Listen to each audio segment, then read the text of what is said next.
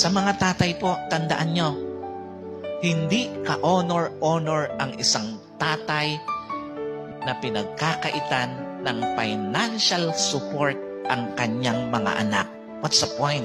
Ang pagsuportang financial sa mga anak ay isang moral obligation. Kung mabuti kang magulang, lalo na isang tatay, hindi mo ipagwawalang bahala ang pagsuporta sa mga anak mo. Naniniwala ba kayo na kailangan nating suportahan yung mga anak natin? Hindi mo pwedeng ipagwalang bahala ang pagsuportang pinansyal sa mga anak mo. Wala kang kwentang ama kung lahat ng bisyo mo na susunod mo, pero yung mga anak mo nagugutom. Sa lahat po ng nakakarinig ng mensaheng ito, ng mga nagpapabayang magulang, lalo na tatay, wala kang kwentang tatay.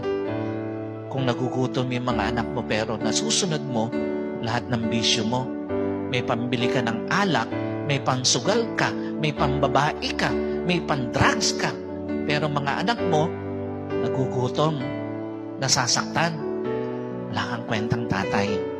Thank you so much for watching mga idol. Have a great and blessed day.